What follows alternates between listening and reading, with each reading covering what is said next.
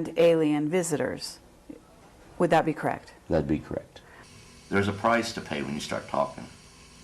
And I don't want to go into that too much because when you start reliving it, okay? I see.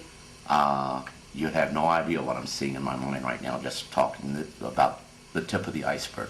2 or 3 times I got out of the UFO field. But you won't tell you a little secret? You can't. There are people out there, and I'm one of them. It's not about money. God, I wish it was. We will be going out into the cosmos, visiting other solar systems, other planets outside of our own. But when we do this, it's going to be that we're going to have a spiritual heightening. In other words, we're going to have to care what happens to the other guy. Clifford Stone, I'm very happy to be able to interview you here today. And there's a great deal of respect for what you've done and for your courage in coming forward and talking about it. And it's very exciting to actually get you on camera. Thank you, ma'am. And so we're here actually in a really amazing place. This is the Roswell UFO Museum. Do you mind telling us how you ended up in Roswell? Well, the United States Army sent me here. I'm retired military. Okay. So as being retired military, you're always subject to recall. Sure. And you're always subject to possibly being asked things as a consultant. Okay. Well, I retired as a sergeant first class. Now, was your title a clerk? I understand that was a cover story. Is this correct? Well, you actually had a real life in the military. You had an actual mission. The only time that this other stuff came into play is when they had a UFO incident that was to occur, and you were in the immediate area of that. And I can tell you in '65 in Vietnam, there was a base camp there trying to open fire on a UFO. At the very minute they tried to do that, none of their weapons worked. All the electricity went out, and remained so until after the UFO left. And I can tell you, from being in Vietnam for 4 years, and yes, it was 4 years, records reflect, I think, 37 months. But you add up the time of TDY that I was over there, it's right at 4 years. TDY being temporary duty. Not having a power on anything is very, very scary, and those are very, very tense moments. As a communicator, you were called out just in terms of your military life. From what age did you start working in this capacity, would you say? It was probably about the age of 19 or 20. Okay. When it comes to people who do interfacing, there's no school for that. There are things that have went on in your life. When I got out, there were 7 people that was still in the military that did interfacing. Only 7. And that was military-wide. And I was put into an incident where we had a situation that we weren't told exactly where it was, but I know we landed at Benoit. Because when I went back there and was assigned, that's where we landed. Benoit, that's in Vietnam. Oh. And I know it was Benoit because it was the same when I went back. Now this was an incident that occurred. Was it a crash? Or was it a visit? We saw the entities. Okay. And this involved with us going in to try to extract an aircraft. And we did. We cut it up in, I think, about 7 pieces. Okay, was it one of theirs? No. This was a B-52. Okay, so... That didn't crash normal. Is this a time travel experiment? No. This was a craft that was shot down. Everybody was dead on board the B-52. Shot down by the visitors? Well, they were on a bombing mission over... I have no way of knowing this, but I would assume on a bombing mission over North Vietnam.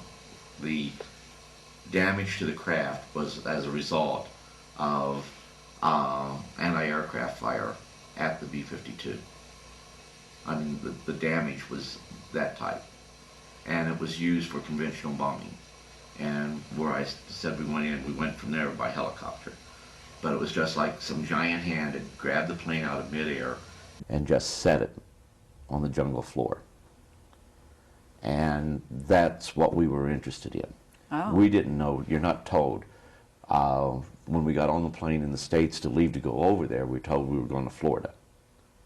When we landed in Oakland, we knew we weren't going to go to Florida. But then you went ahead, you was given a little plastic bag. You had to cut U.S. Army off, you had to cut your name tag off. One thing you never do is take your dog tags off. We took the dog tags off.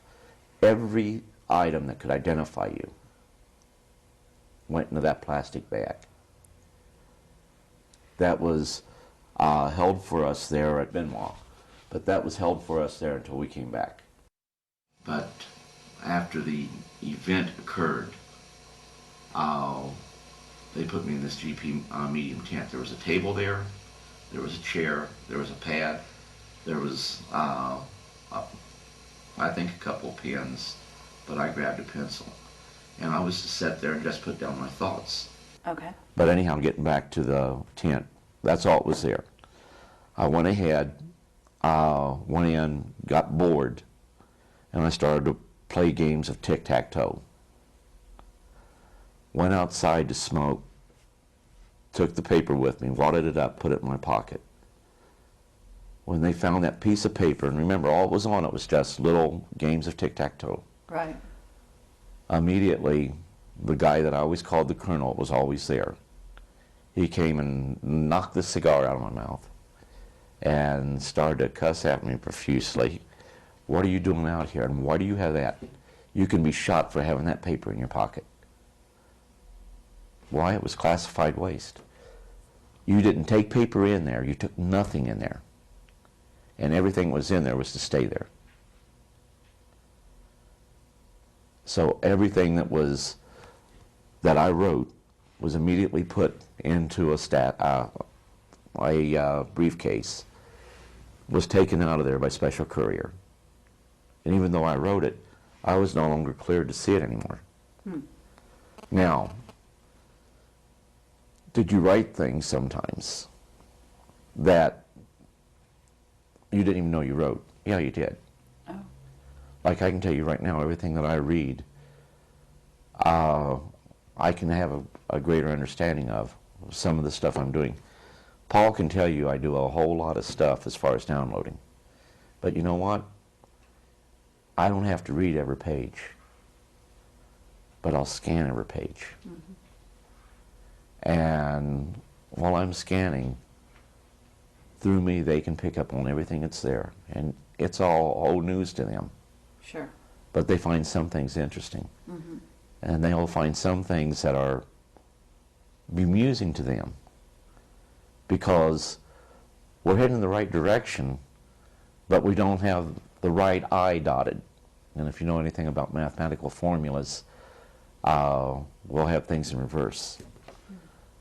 But this right here sometimes scares you because you think, gee, is this a good, because you're being driven to do this. So it's fascinating that, you know, we don't think of Vietnam and during the war as being a time that we would be also dealing with off-world cultures. You know why? They truly were told to call them helicopters. You were in a war zone, so what you do is you go in and put old Occam's razor in there, and you eliminate to the lowest denominator. UFOs can exist. Let me rephrase that. UFOs is not a good term. Interplanetary conveyances cannot exist. So it has to be something very earthly. NSA went ahead and would call UFOs UFOs when we were monitoring communications with the Soviet Union. But they always qualified that in hopes that with the initiation of the Sunshine Act, later to become the Freedom of Information Act, that they would not be subject to those acts by saying 7 UFOs being reported by such and such location and site. But when they'd say 7 UFOs, in parentheses, they would put probably balloons. Disregard the fact that in the one document I'm talking about, 7 UFOs traveling at 1,700 miles an hour. Balloons can't do that. Right. I always got bemused at that because even as a kid, I'd get bemused when people would say, I don't believe in ghosts. However, this happened. Sure. Tell a perfectly good ghost story. With me, I very early on knew that to deny the reality of UFOs and other phenomena that occurs would be denying myself. So as a communicator, you're definitely You don't always tell the others what's going on. Remember I told you you feel it? you feel, yes, you feel what they feel, and they feel what you feel. Mhm. And So you don't always address it, because one of the things that you may feel like, if they're saying that they are a guest, if our military is saying, well, this is one of our guests, they're not treating that entity as a guest. And what's happening is that you are feeling what that entity is feeling. uh-huh. And one situation, I even helped one of them escape, and that right there was not telling them everything that was being said. I'm curious what went on when you dealt with that. Was it, first of all, what kind of an entity was it? And I understand that they're being held prisoner, but how was it that you were able, and in fact, Dan Bursch talks about the same thing. Well, I don't know whether it was a Stargate or what, but in order, on the inside where we had this entity, if we were to, and there's a tape that talks about this, which gives a whole lot more detail, but we went ahead, and if they were to try to extract this entity from inside where we were at, then there'd have been people killed. And this entity would not accept that. And you could feel what was going, you could feel what it felt. That's the best way to put it. And I'm trying to tell this without going into any real certain details. But I convinced the person that I always called the Colonel, and all throughout, that's what I was calling. We went ahead, and I said, you know, he needs to show me something, but everybody has to be cleared from here. It's just got to be me and him. And everybody went ahead, left. There was one Spec 5 that stayed there to help me, and I said, we're going to cut this screen fence back here, or the storm fence, and we can get in trouble for that. I says, yeah, I know, that's why I'm asking you to just drop off the bolt cutters and then beat feet. Well, he didn't. He went ahead and he cut the wires for me, and we got the entity outside. By the time they found out that we had the entity outside the perimeter, they went ahead and was very upset. And now they were even to the point where they even tried to shoot the entity, but the entity was now in a position where it was a bright, bright, bright light that came down, and I didn't even get to see the craft. And maybe it was because I just wasn't looking. But all of a sudden, this entity was there, then it wasn't. Then, of course, the guy I always called the Colonel, he went ahead and told me, well, I could be court-martialed. Then, well, we're going to overlook it this time, but don't let that happen again. And, of course, I was chastising him. If they're supposed to be our guests, why were we treating them cruel and treating them as prisoners? As a matter of fact, even worse than prisoners.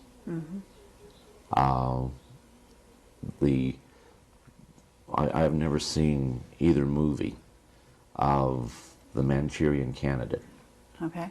And the one thing that we had identified by the time I got out, 57 different species.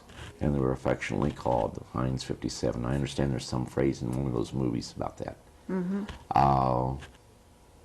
Gee, I'd love to say there's only 2 or 3 races, or only 4 or 5, or even 1. I'd love to say that. But with what I know, if I change anything that I do know, then it's not reality. It's just going ahead saying things that people want to hear. Well, why would you say you would want to say there was only one or two? Oh, well, some people, well, we could find your story more believable if you could say. I see. And, gee, can't this entity be gray because it'd be more believable? Uh-huh. What do you want, a story that's believable, or do you want the truth? Mm-hmm. Now, the truth may not fit what you believe, but it's the truth as I know it. And with it being the truth as I know it, that's all I can tell. So have you ever, I'm going to assume they must photograph these beings, right? There's photographs. Okay. And what about you? Do you ever draw them? Do you have drawings of them? Yeah, I got some drawings. And have you distributed, No. are you able, at liberty, to give them out at all? Or show them? Some I have and some I haven't. Uh-huh. And are you familiar with underground bases? And the technology that goes along with it. Okay. And so I'm going to assume you've been to underground bases yourself. Not by choice. Not by choice. That's believable. But have you also seen, say, reptilians, what's called, in the UFO community, Subspecies that we reptilians? call reptilian, yes. Mm-hmm. And are you able to communicate with them telepathically? They can communicate with you. Okay. It's hard to explain. You can't keep secrets. Sure. And the other thing I'd remind everyone is the program is geared and set up to where you only know what you have a need to know. And a lot of times you know more than what you're supposed to know. Mm-hmm. But you don't know everything. Sure. And I reiterate, anybody that tells you that they know everything is a liar. It's not true. Do you have any special alien friends that have remained with you throughout, that are with you today, communicating? I mentioned one. I'm sorry? I mentioned one. One. Okay, that would be Corona? Correct. Okay. And Corona is, do you know what planet he's from? Mm-mm. You don't? Okay. I know it's about 100 light years away from here because I always use that as an example. Okay. Real time, from the time they leave, and there's a little nice thing about that, from the time they leave their home planet, which is in a star system about 100 light years from planet Earth, in real time travel, it's an hour and 40 minutes. That's from marvelous. the time they leave and arrive here. What kind of craft do they use? Do they teleport through space, or do they actually take a craft? Because not all of them. No, it's a craft. If it's craft. Yeah, they're really traveling. Okay. But it's through a traversable, what we call a traversable wormhole. Uh-huh. Now, have you ever gone with them? To the best of my knowledge, no. And the reason I state that, I can remember seeing the stars, that I've never seen them like that anywhere on Earth. But to the best of my knowledge, no. So you don't have conscious memory, is what you mean? Right. Of these incidents, but you could have. Oh, well, there's been some things really scary that's happened in my life. I mean, you feel it. You actually feel the fear before you actually see the entity. Mm-hmm. And so a person like you, we would think that you would not be afraid because you are so conscious of your interaction with these beings that I'm surprised to hear you say that you're actually afraid. Are you afraid to this day, or are you talking when I have past these tense? incidences happen, yeah, you still have that fear. I mean, Uh-huh. that fear's there. Okay. Even more so because you can feel the fear they have. Okay. We're a very dangerous species. Sure. So you better believe if they fall into our hands, there is that fear. Okay. So, and this is part of the reason why I'm going to assume they approach you as a communicator or interfacer, as you call it, right? Well, they're very concerned about our well-being. Mm-hmm. And a lot of people say that can't be so. Yeah, they are. We've done terrible things to ourselves. And they know this. Mm-hmm. And they're trying to understand certain things about us. And I think at the same time they're exchanging information, saying, hey, here's what you've done to yourself. I think that ties in a lot with some of the abductions that have taken place. I think it ties in with some of the cattle mutilations that have taken place. And I think it ties in with some of the people absolutely disappearing off the face of the earth. Okay, so there are people that are disappearing on a regular basis, right? Oh, yes. And they're going to other planets, they're going to off-world bases, I'm assuming? I don't have the answer to that. Okay. Now, if you're asking me if I could have left here, possibly. But, like I say, there's a purpose. And I don't know what that purpose is.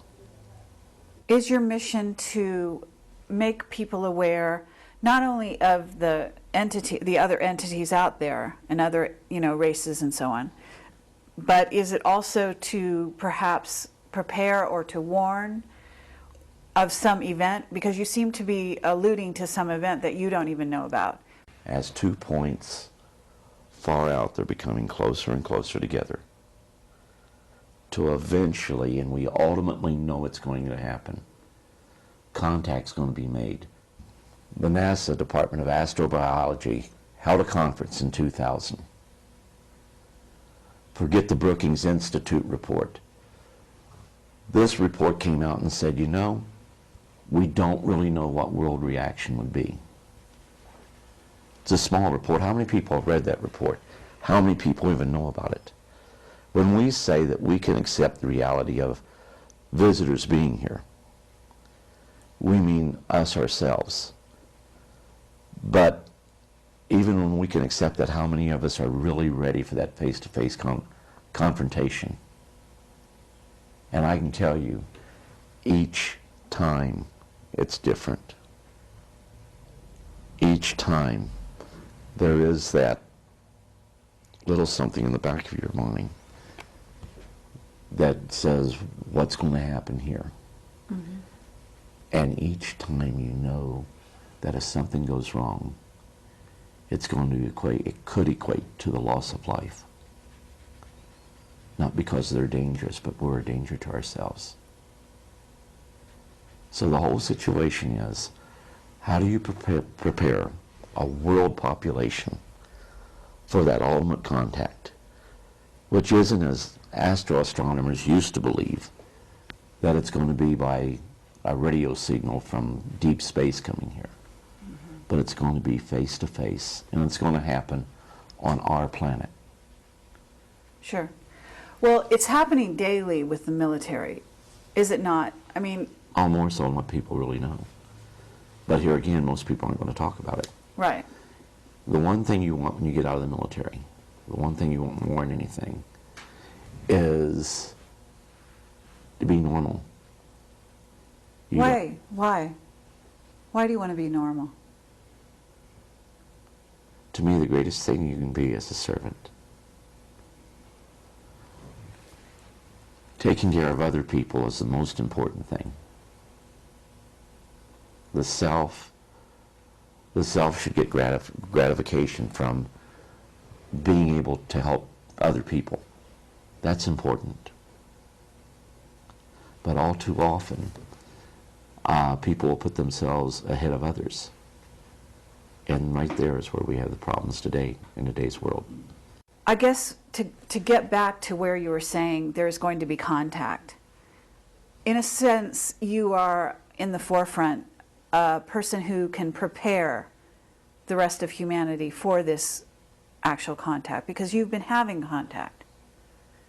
And in a sense, the aliens or the off-worlders have basically been communicating, been choosing the people around the planet to communicate with, of which you are one, right? And so contact is something that is being prepared for as we speak. Is it not? Worldwide. Okay. And are you thinking, a lot of people like to say, it's going to happen for the world to see, aliens are going to land on the White House lawn, something of this nature. No. And it's in a certain sense, it's going on every day. The military is dealing with, certainly they've captured, as you say, they're holding prisoner some of these entities. We've also had treaties with some of the races, have we not? Okay, I've heard about the treaties, but here again, that's not part of something that I'd work with. Okay. Mm-hmm. Well, I'll tell you this, I think by 2016, that something better have happened, because in 2016, I think we're going to have to announce to the world that there's a probe that comes very close to the Earth every 15, 20 years. We've been calling it an asteroid. It's not an asteroid, but it actually, in reality, is an artificial probe. In other words, somebody else put it here. They have found us a long time ago. The technology will probably be pretty much on par to, say, Voyager.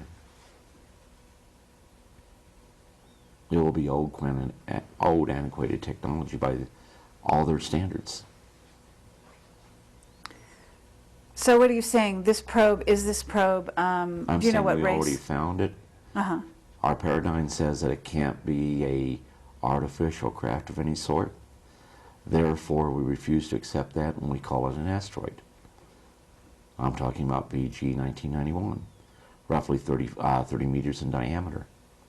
Highly polished surface. Asteroids don't have a high polished surface. Took corrective course changes to avoid collision with another asteroid. That don't happen. Mm-hmm. This one it did. So, what race is this from? What planet, do you know? I don't know. Do you think that the aliens have given you an upgrade, have modified your DNA in any way? Are you aware that that your abilities have been augmented or have grown? Yeah, but you try not to use those because you know of things that's going to happen before they happen. Mm-hmm. And a lot of times you can't do anything to change them.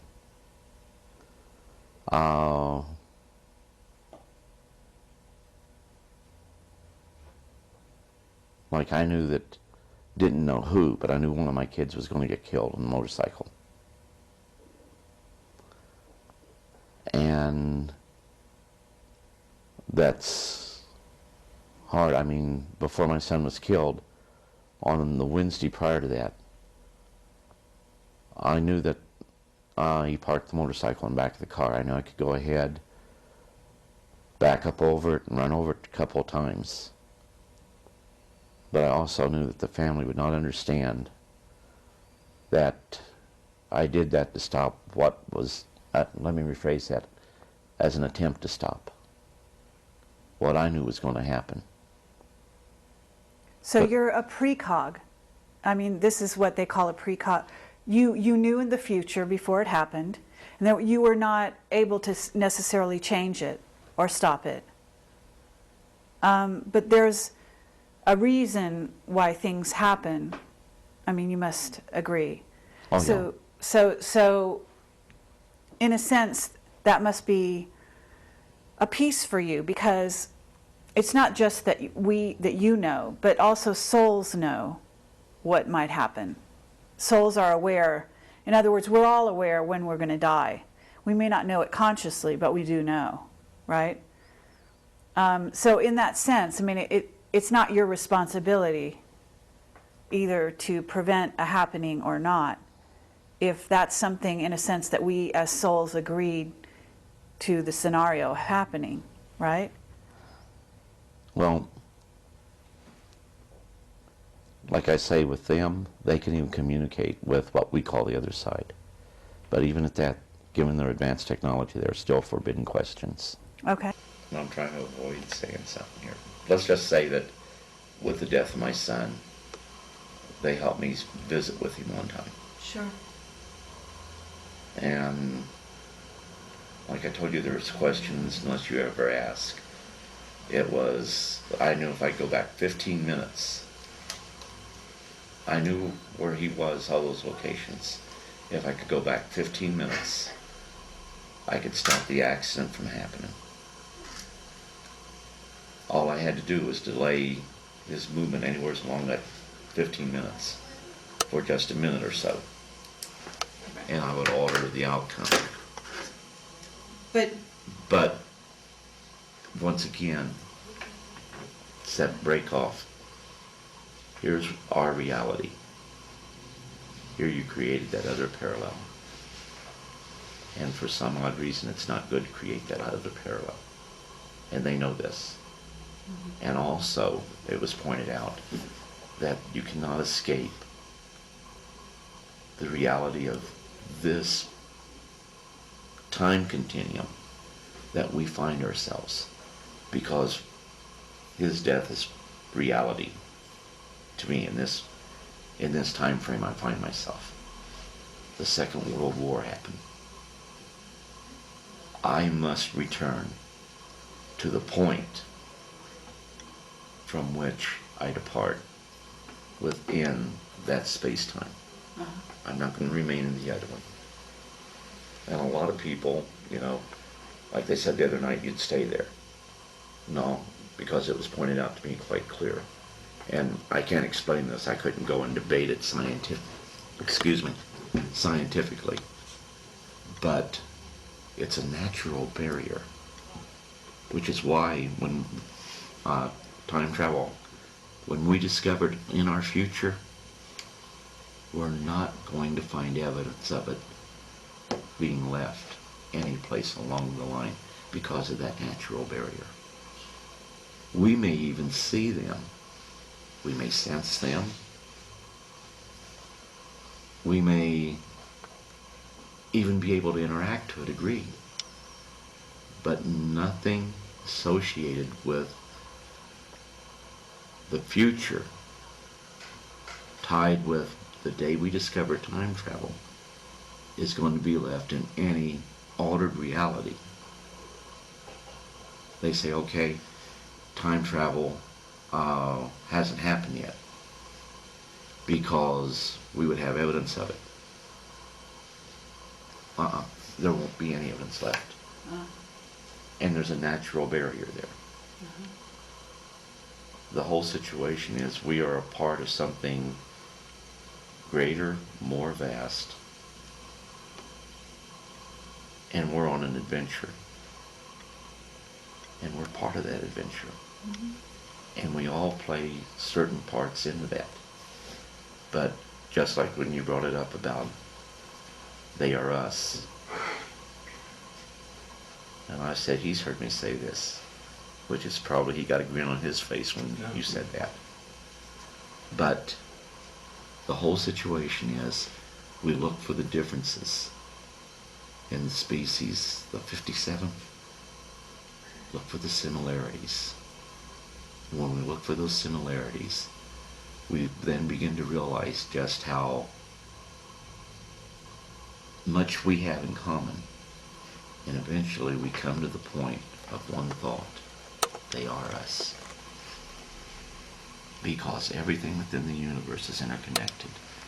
All species are interconnected. Anybody ever ask why the common denominator is humanoid? You would not expect to find that if there was not some type of galactic blueprint. You become spiritually enlightened by going through this life. Even those that we say are insane. On the other side, they're not insane. Maybe we could find out a little bit about the types of visitors that you've dealt with. Do you see them physically, or do you are you actually sort of in an altered state, or are you able to see them in your mind? And do you communicate with them telepathically? Well, there's physical as you and I. Okay. And yes, it would be telepathic. Some could talk just like you and I. Okay. But you'll have a lot that they won't do that, and they'll just want to communicate with you. But there's one thing you have to keep in mind. This is what a lot of people overlook, and that's why it gets to be so hard to talk about. You're not just talking to them. They know, and they feel everything that you know and you feel. You go in, you feel what they feel. And see, some of these, we weren't real good guys. We use the term visitor. Sure. But they're treated like prisoners. I understand. And there is no law under protection to protect them. Mm-hmm. Uh, Dan Burish has talked about this as well. in 1960, and I can provide you with the document, we have put together and formulated, NASA did, a book that they call Outer Space Law. It would not be until the 1970s that the question of the legal rights of an sentient being, not of this world, even came into play. Mm-hmm. And you know what those rights are? There aren't any. Still, to this day, you're saying? No more than what the rights would... A lab animal would have more rights than one of our visitors, and yet they are vastly superior to us in intellect, mm-hmm. and even in spirituality. Mm-hmm. They would permit themselves to be killed. Many of them would. Many of the species. Other than to do something that would cause us to get injured or killed. Hmm. And forgive me, but this is what I'm trying to avoid. I understand. Well, okay, so they, in a certain sense, would sacrifice themselves because they have a deeper understanding of what's really going on than we do. Absolutely. Okay. So you must be a very highly tuned spiritual being yourself in order to be able to communicate with various races from other planets the way you have, and to talk about it the way you do. And that's really a gift. As you say, it's not something taught, it's something you come into this incarnation with. Well, I like to think of myself, I want to be normal, if you understand what I'm saying. Okay. Well, from I know what you're saying. Externally you appear like a normal person, and you've certainly held some very normal types of jobs, in addition to what you did, right? But you're also ultra normal, or you actually have used some of the parts of humanity that are good parts that are not used by the average man. Is that right? Well, I hope so. Okay, so that's a beautiful thing, and we're really happy to meet someone in person who's been doing this. Well, with me, I think the one thing, let me see if I can say this and get it through real quick. When I was young, I played with children that other people couldn't see. Mm-hmm. To me, this was perfectly normal. And I knew about the imaginary friends and things of this sort, but this was different. Mm-hmm. And it was perfectly normal. They had even helped me with my homework. And this was perfectly normal. Now, no one else could see these people. And of course, I couldn't understand that, but of course they would tell me, they haven't been selected. They can't see us. Sure. Because I was trying to tell other people that were there. The one thing I could not do is that in being normal, I thought other people had these same experiences. As a child, not realizing that that wasn't the case. That was part of my environment. That was part of my reality. These were things that was happening to me. But I felt everyone had these experiences. But when I found out, and it came to me that, people were calling you crazy and you were different, it would have been real easy to be normal and say, haha, the joke's on you, and deny what was happening. Sure. I cannot explain why I couldn't do that, but I could not do that. Okay. And everything was, going on. Nothing out of the real ordinary happened until I always cared about animals, and if I found one injured, I would always try to nurse it back to health. As a child, I did not understand that if you had a cut, my mom would always hold my hand under the water or something like that to wash it off. Well, I found this little bird. It fell out of the nest. And I went and got that little... I'm trying to tell this without... I went and got that little bird, and I held it under the faucet, not realizing that I was going to drown it doing that. The intent was to help it. I probably cried for over a week over killing that little bird. Immediately, for the first time ever, what I was calling children, I got to see how they really looked. And this one particular entity was, I always knew as Corona. I always told, I'm Corona, and that's with a K. Back at the time, I didn't even know how to spell Corona. And what kind of race, what would you term him, what kind of Well, being? people would love for me to say that he was gray, but he wasn't. He was green. And I mean, like a pastel green. But immediately he wanted to know, why did I feel what I was feeling? Okay. This was unusual. And immediately it was, why did I feel what I was feeling, but he could feel? Because he was more like a monitor with me. So And he has a natural empathic quality and abilities, and it appears so did you. So it went both ways, as the telepathy goes both ways. I'll carry it even a step further. We see that our visitors as cartoon characters. They have cultures, they have societies, they have families, they have loves, they have dislikes, they have likes. They can feel pain, and they can feel fear. So this was maybe your first, introduction into that world in a more personal way, right? It was the first glimpse, a shock, that these things go on, but not everyone shares them. And So you never felt so alone. I can remember breaking down and crying, begging my mom and dad to take me to see a doctor, because I knew the doctor could make the monsters go away. I'm wondering if someone like you, one of 7, who is able to communicate with aliens, wasn't taken to a base on the moon or a base on Mars. Now, whether or not you remember it, because I don't know if they use techniques to have you forget certain parts of your experience.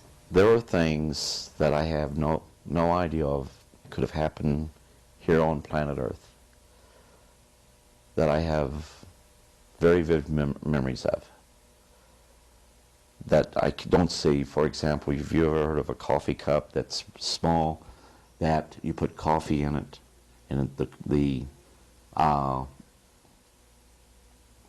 coffee jar or whatever, it's not a percolator, golden color, cups were golden color, but you put the coffee in there and you can drink it, then it fills right back up. Now you see what I'm saying, and now you understand why I'm hesitant to talk too much about stuff like that. Okay. So that's really amazing. You know, you have to admit, from the point of view of people that haven't gone to the moon and in a sense, or Mars. Here you are sitting talking to us, and yet you may have had experiences that are so far beyond our everyday experience on this planet.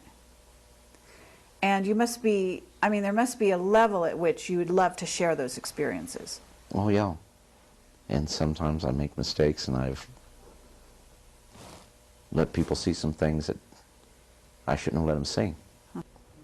Because this is a part of something that is in my life that is, I'm to do something with.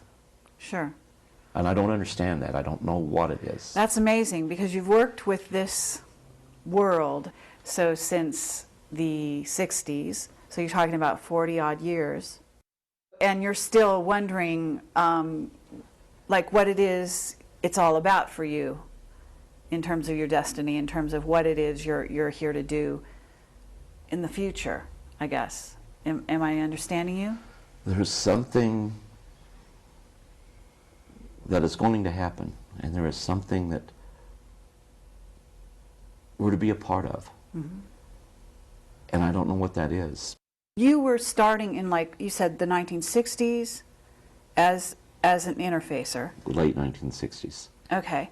And I'm going to assume clear up to today, because you don't lose the skill. And if you're one of 7, you know, every once in a while they got to come knocking on your door. Well, they check on you from time to time. Okay. Visitors out there are different communities. They certainly know how to find you, where you are at any given time, and how to, as you say, see what it is you're going through.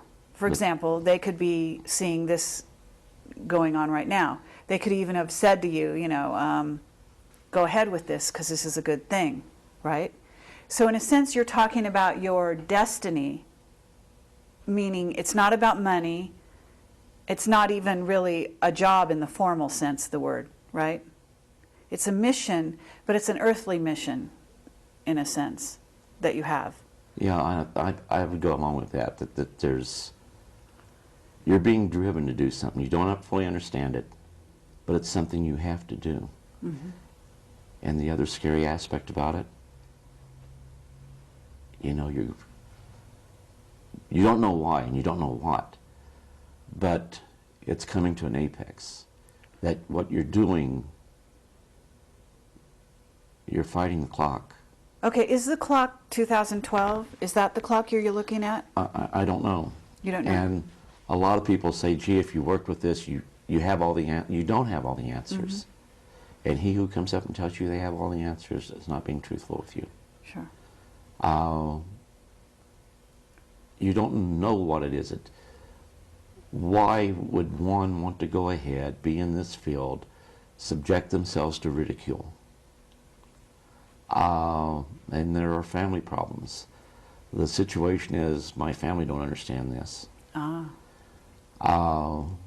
They've been around enough that they know my wife more so than my kids, but I guess my daughter in Vietnam, we had a daughter we'd been fighting to get out of Vietnam for almost 30 years. Anyhow, when she came over, well, of course she had her own family with her. And when we started talking about UFOs, they all knew about it. They all knew about certain things I was involved in. And it was the government of Vietnam that told them, which kind of shocked me. And right now there is a tremendous interest among a lot of the people in Vietnam about UFOs. Oh, really? One of the first things that happened in Vietnam was, and they called me by my proper name. Most people call me Stoney or Cliff. And we shot at these guys. And I was the first one to pull the trigger. And it was, Clifford, what are you doing here? You're not supposed to be here. And I was in the military and we were on a mission. But the strange thing is that, what were they trying to say? That I wasn't supposed to be in the military? Now remember, the military is here on earth, that's man's. Sure. Our visitors, what did they plan for me to do? Well, can you answer your question? I mean, I have no answers. I have more questions than you have about myself. 2 or 3 times I got out of the UFO field. But you won't tell you a little secret? You can't. There are people out there, and I'm one of them. It's not about money. God, I wish it was. I struggle and he can tell you, every month just to make my bills. Mm-hmm. It's more than that.